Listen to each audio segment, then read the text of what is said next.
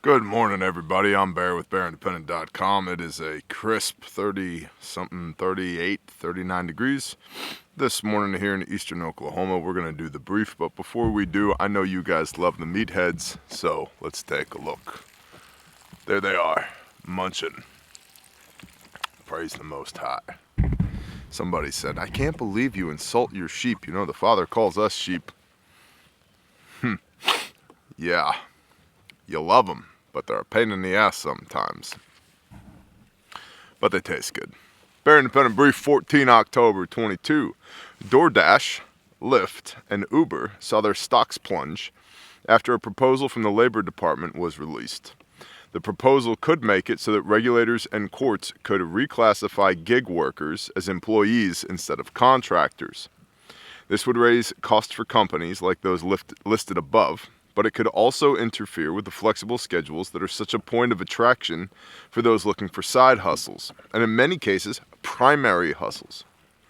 Proponents of the proposed rule, like U.S. Labor Secretary Marty Walsh, espouse, quote, misclassification deprives workers of their federal labor protections, including their right to be paid their full, legally earned wages, end quote. While the motivation is allegedly to protect the vulnerable, there is concern this would restrict much-needed income used to make ends meet for many, many families. My take on this? Tax revenue. It's all about tax revenue. If you're a contractor, if you're a 1099 subcontractor, the reporting is on you. And there's things like Schedule C. Filing a Schedule C, there's some 140-ish categories. If you're a 1099 subcontractor, move the hose. Okay. Learned this when I was a young man, when there was no gray in my beard, doing power construction as a subcontractor. You buy a pair of boots, that's a uniform. Buy a jacket or a hat, that's a uniform. Your travel expenses, mileage, deductible. Per diem, no tax on your per diem. Meals outside 50 miles from your home, tax deductible. Any tolls, maintenance on your vehicle, all tax deductible. And on and on and on. Continuing education. Tools in order to perform your trade, tax deductible, right? So having an LLC, limited liability company, $65 to $100 in most states to file one, and then following a Schedule C tax return and I'm not a tax professional, but I filed a lot of taxes in my life. Filing a Schedule C, let's say you earn $50,000 in a year, but you had $25,000 in spending on your Schedule C, your taxable income is now $25,000, not $50,000, right? And then you get into deductions, right? Like dependents and are you married and so forth and so on. And your taxable burden might be 10 grand. Whereas if you're an employee, they're going to take whatever percentage they take from your paycheck each week, right? And so I think that's the motivation here, is to reclassify all these people that are working for DoorDash and Lyft and Uber and everybody else as employees so they can get that tax revenue. Because while yes, this administration and many others have seen fit to just print money out of thin air, it takes revenue to run the government.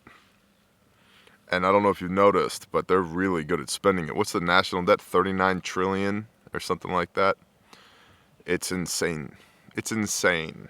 It's like drunken sailors on leave, man. Like, completely unsustainable. You couple that with the fact there's a considerable amount of speculation and rumor about another stock market crash coming ASAP. Like, any moment now. And I've been contacted by a lot of people. Read this article, watch this video. This guy says that based upon these timelines, these things are going to happen, and they might.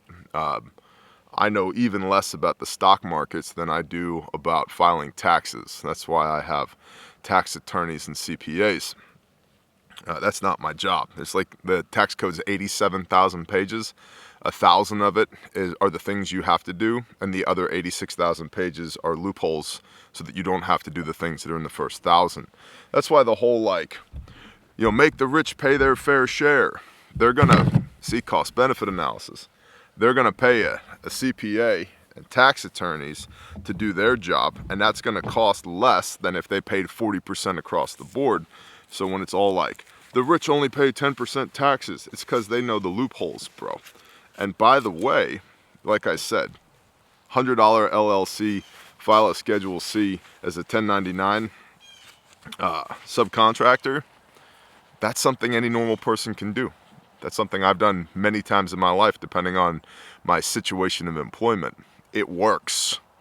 It works a lot. Entertainment. You go out, take a client to dinner and drinks, right? 80% of that's tax deductible because they figure that you got some enjoyment out of that, so you don't get 100% on that. But if you want to go eat tomahawk ribeyes and drink Chianti and smoke a super fine Cohiba after that, that's tax deductible, bro, right? So you should have an LLC. Everybody should have an LLC. Because render unto Caesar's what is Caesar's, but the tithe is only 10%. So if 10% is good enough for God, it ought to be good enough to run the federal government on, says me. But look at that, 6 minutes of pontification already. Does all this sound familiar? That's probably because California enacted a law in 2020 that required a similar reclassification by a lot of companies.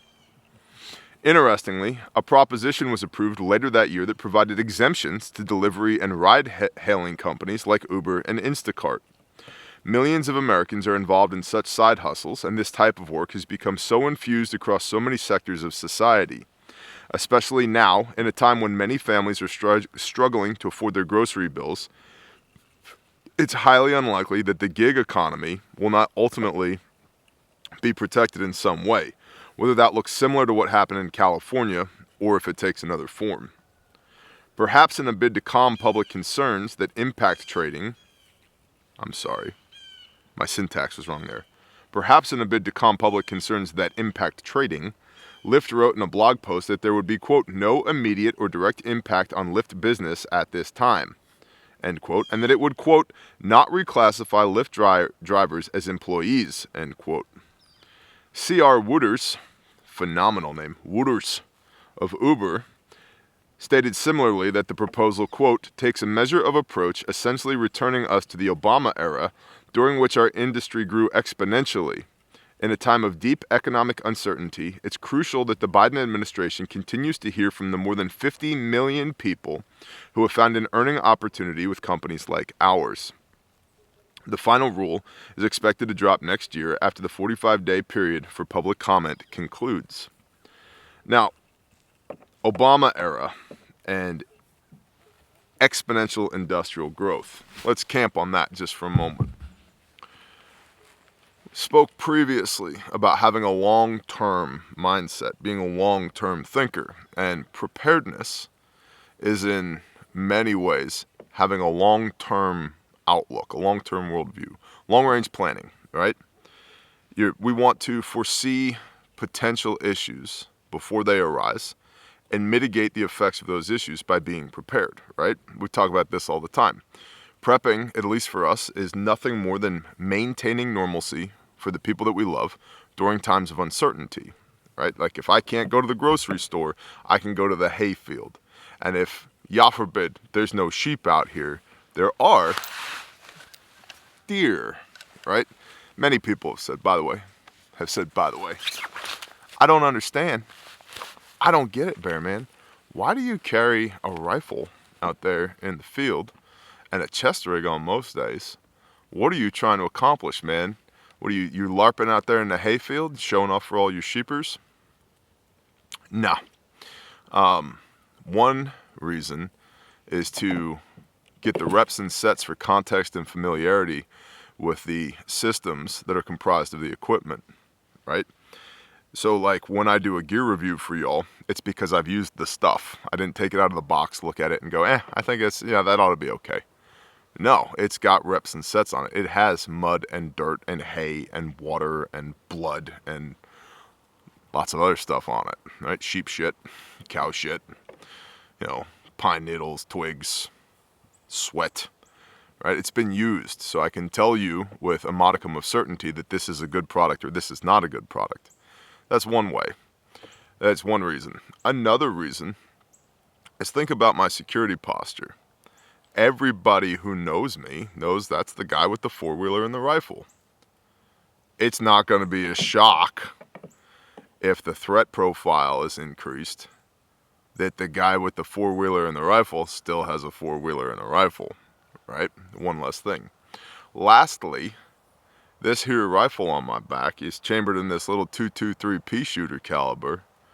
Will kill anything I want to kill on this property. Feral dogs, check. Coyotes, check. Sheep, check. Deer, check. Big deer, check. Wild hogs, check. Guinea hens, chickens, ducks, whatever. Shoot them in the ass, right? Pelvic girdle's a lot more stable target than the head is. Head bobs around all over the place. So it gets the job done, right? So it's not just LARPing out here in a field.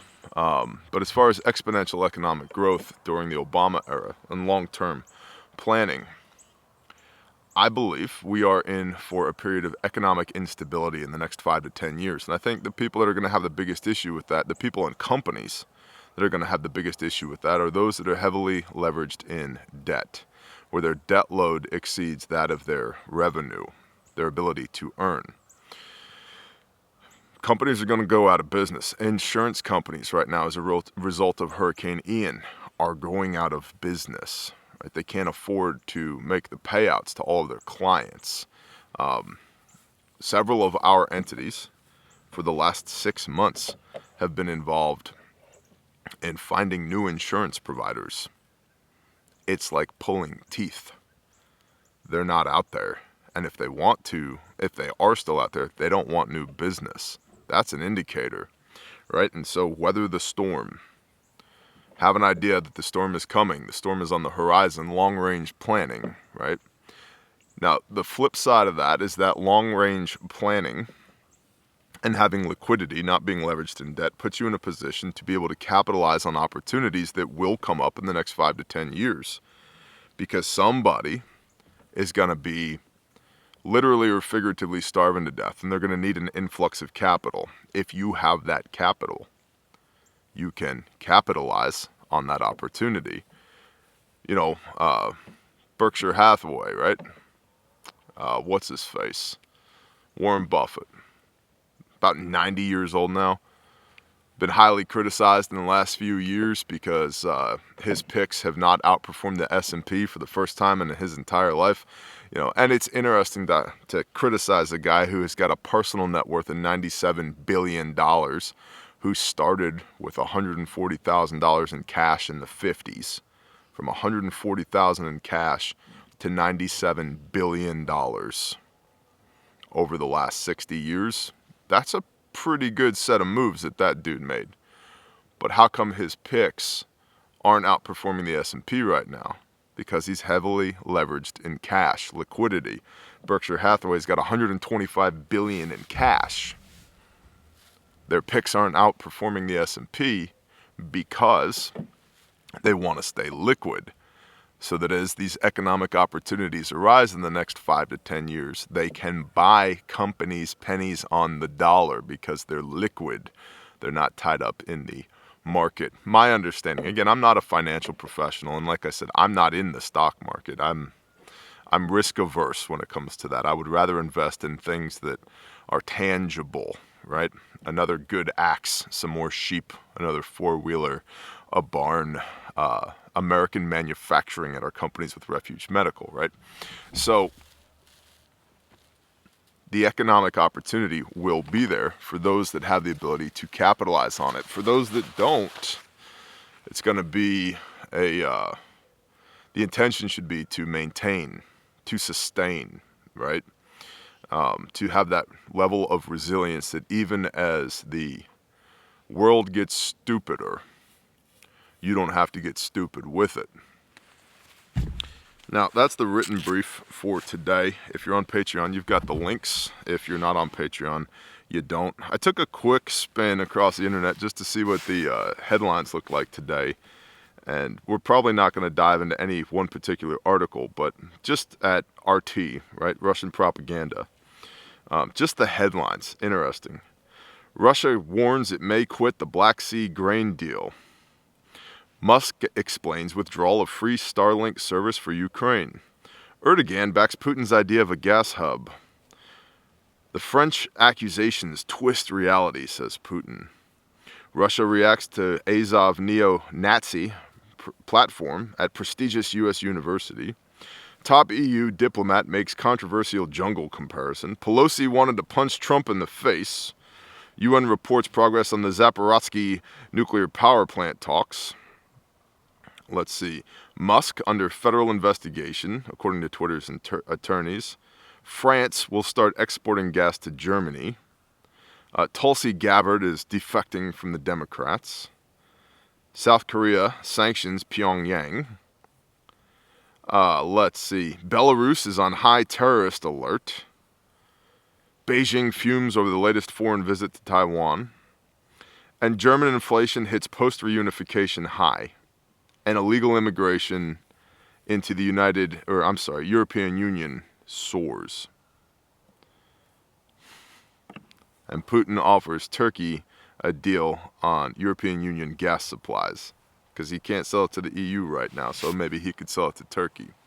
So there's a lot of stuff going on right now. We've talked ad nauseum at this channel about the fact that war at its most basic level is a game of resources.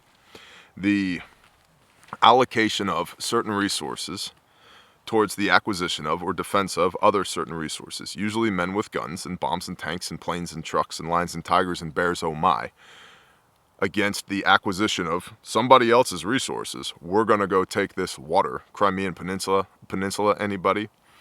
Or we're going to destroy this food, the Russian attacks on Ukrainian agricultural infrastructure, or we are going to protect these resources. Putin rationing gas to the EU, right? Etc. There seems to be some talk, by the way, of reconsidering arming the Ukrainians, NATO, et al., the US, arming the Ukrainians with ATACMS, which are like, they're a large truck-mounted vehicular ballistic missile with about a 300-kilometer attack range as compared to the HIMARS, which they're currently using, which has about a 100-mile range. HIMARS are in like a six-pack on the back of a truck. They have a considerably smaller warhead. The ATACMS are a single, like one pipe, one launch tube on the back of a truck. Much larger warhead, much greater range. And the issue with the ATACMS has been the distrust of the Ukrainians to not hit targets inside of Russia proper with their with those missiles, with that equipment. But based upon the current offensive by the Ukrainians in Kherson and the Russians reportedly, and again, like, take all of it with a grain of salt because who can you even believe anymore? The Russians reportedly being routed across the Kerch Strait Bridge. Now the push seems to be, get them some ATACMS so that they can finish the job. We'll see. We know that Belarus is calling up 300 to 500,000 troops, and that the Russians had said that they were going to conscript another 300,000 troops. Now the rumor is that could be as much as 1 million troops, so up to another 1.5 million troops from Russia and Belarus could potentially be swarming into Ukraine at any time. Who knows? Is that possible? Yes. Is it probable? Maybe. We don't know. Remember, they tried this in February of this year.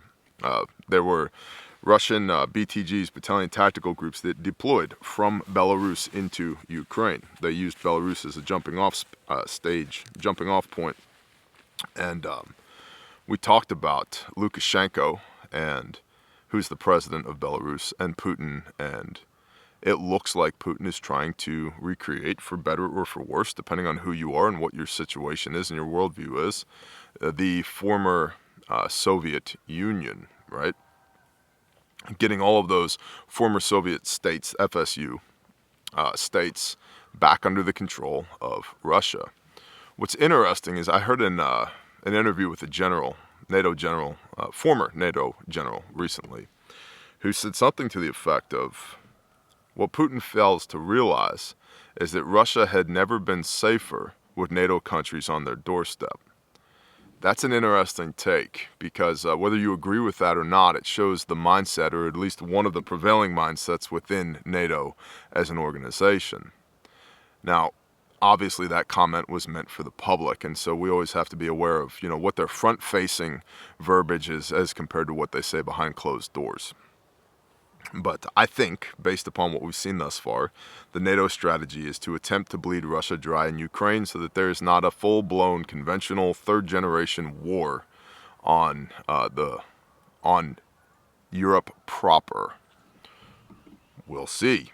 Who knows? The propaganda is high, y'all. But all of that comes back to us. Hey, be as prepared as possible, right? Be as prepared as possible. Because if you are in a position of strength now, at a minimum, you can affect normalcy for the people that you love in your home, right? And then you can work outward from there into your community and into your township or your city, then into your state, and then on a federal level, right? And even here,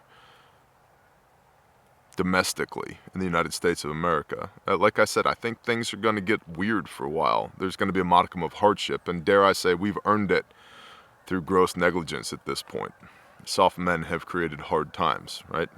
It's going to be time for good, strong men to create good times again here in the near future. And as I've stated previously, if that means for some of y'all that it's time to rack charging handles and flip safeties off, you have failed at a couple hundred other steps in between now and when you have to chamber around.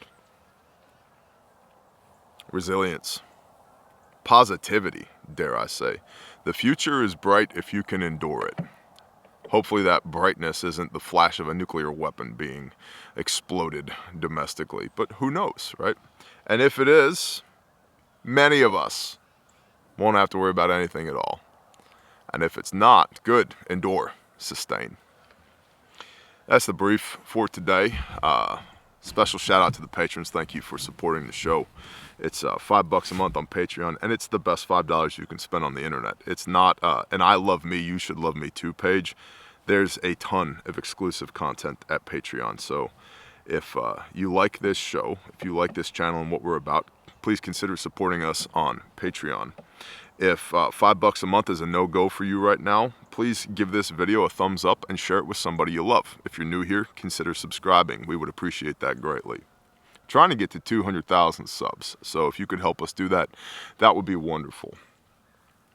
Refuge Medical. The vast majority of stuff is in stock. For those that don't know, I am the founder and CEO of Refuge Medical.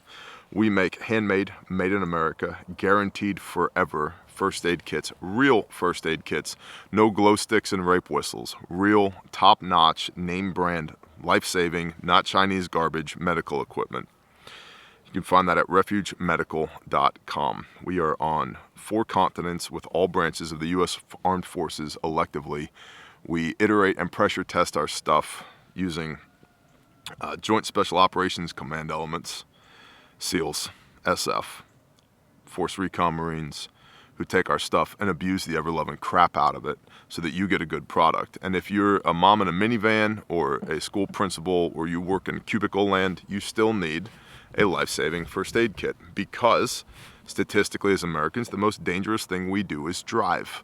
And statistically, 9 out of 10 preventable deaths in the United States of America are from uncontrolled bleeding. Yep, so this applies to everybody who currently has a pulse and is breathing, not just cool guys who wear plate carriers for a living, okay? refugemedical.com. Your promo code is BearNation for free shipping, and in today's day and age, that's not nothing, all right? That'll save you quite a bit of money on shipping. And when I say in stock, I mean it's under our roof. Like, we will ship it to you the moment your order is placed. That's what I mean by in stock. Refuge Training, the fine art of how to not die. Couple of slots left in Dallas and in Waco. So come to class if you want to learn the fine art of how to not die. March algorithm, massive bleeding, airway, respiratory, circulation, head injury, hypothermia, everything else. refugetraining.com. And this is not death by PowerPoint. You will do reps and sets with your medical equipment, which you are provided for the class. You get a training kit as part of the cost of the class. I have had no less than 4 steely-eyed Green Berets take the course and say, hey, this is the best civilian medical class that I am aware of. And I don't know if you know this, but as part of their job, these people travel the world and train other people. So that's high praise. So thank you to all our steely-eyed Green Berets out there. Appreciate you.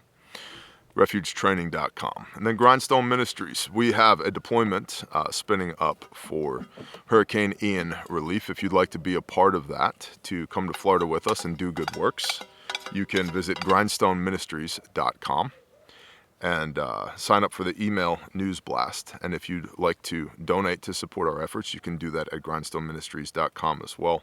And part of those funds, if you would like to, you can earmark when you donate. Donate towards Caleb House, which is our restoration facility for juvenile human trafficking survivors. That's a mouthful of words to say kids who have been serially raped by assholes, who we, through Caleb House, go and rescue and then restore. Because the critical need in human trafficking is not rescue, it's restoration. It takes a few weeks to plan a mission, a few hours to perform it, and years to put somebody back together again after they've experienced all that physical, mental, emotional, psychological damage that's been done to them, where they have been commoditized and been taught through repetition that the only value that they have is between their legs. And I'm not talking about just adults here, or even teenagers here. We have more than 24 people in our care right now. Right now. Victims of sex crimes and human trafficking. The youngest of which is 1-year-old. And I'm not going to tell a 1-year-old, hey, you got a year to get your shit together before we kick you back out in the world because our program's only a year long. It's not. It's a lifetime long. And so we have a lifetime with these children, putting them back together again. So thank you to everybody who supports our ministries, to everybody who supports our small businesses. And let this be an example to you, that if a normal guy in eastern Oklahoma who's not rich can do meaningful things, can employ good, hardworking Americans to build excellent products and earn a living wage and create generational wealth, so can you. Somebody's putting meat in the freezer. If a normal guy can start a ministry to go help people that he's never met before, who can never repay him because that's not the point, to go be the hands and the feet of the Most High, to do good works, to meet people where they are at, to help them after their lives have been utterly devastated, so can you. If we can rescue and rehabilitate children who have been abused and passed around like product, so can you. There's nothing special about me except maybe, that I'm just damn stubborn. Tenacious is the politically acceptable way to describe that. But I'm friggin' stubborn, man. I don't give up. I let my yes be yes and my no be no. And so if I can do this, so can you. I appreciate every one of y'all. I really do. We have the best audience on planet Earth, and we could not do all the awesome things that we do without you. So thank you for your prayers. Thank you for your support. And I pray y'all have a blessed day. Shalom.